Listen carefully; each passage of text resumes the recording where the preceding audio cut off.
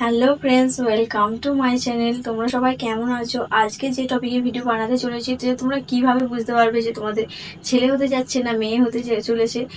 অবশ্যই যারা নতুন মা হচ্ছ তাদের অনেক অনেক আগাম শুভেচ্ছা জানাই।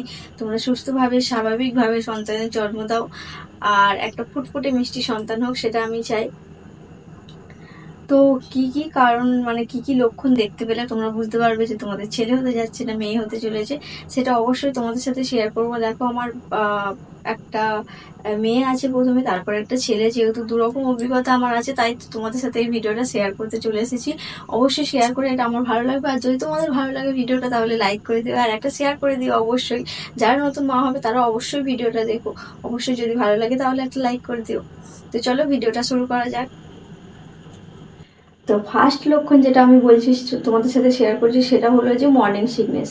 তোমরা যদি সকালবেলা উঠে তোমাদের শরীর যদি মনে হয় যে খুব বেশি দুর্বল লাগছে, বিছানা ছেড়ে উঠতে পারছি না, তাহলে তোমরা অবশ্যই ধরে নিতে পারো যে তোমাদের বেবি বয় হতে চলেছে। আর যদি এরকম কিছু না মনে হয়, তুমি যেরকম নর্মাল থাকো সেরকম যদি মনে হয়, তাহলে তুমি ধরে নিতে পারো যে তোমার ছেলে হতে চলেছে।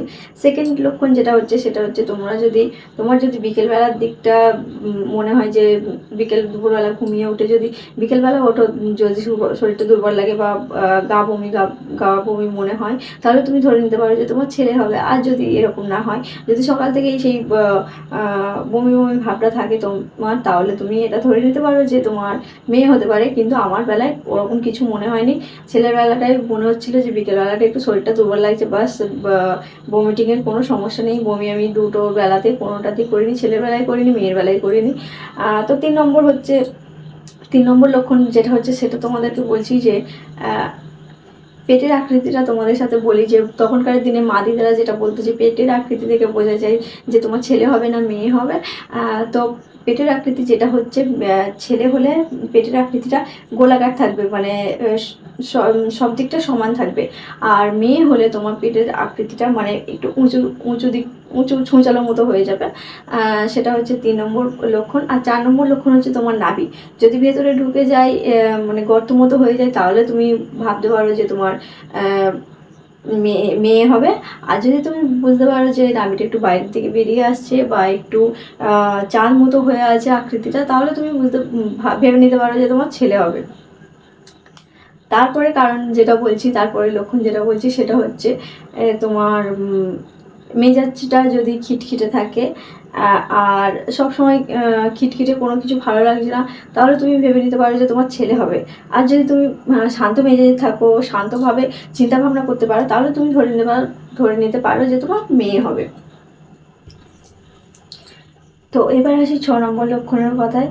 6 নম্বর লক্ষণ যেটা হচ্ছে, তোমার হেয়ারটা দেখে তুমি বুঝতে পারবে।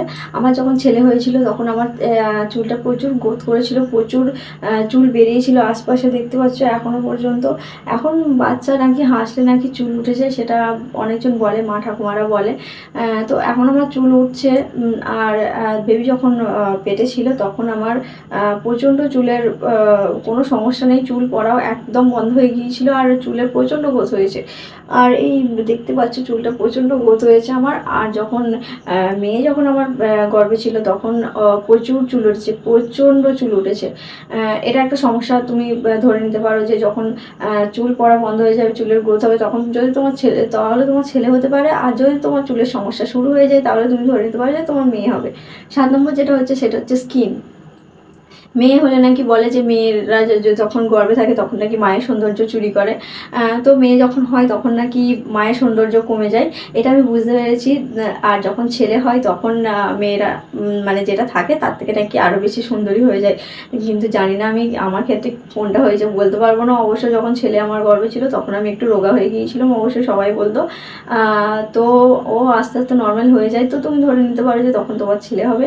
আর যদি একটু স্কিনটা নোংরা ময়লা মতো লাগে, কি শরীরে অযত্ন মনে হয়, তাহলে তুমি ধরে নিতে পারো যে তোমার মেয়ে হতে পারে।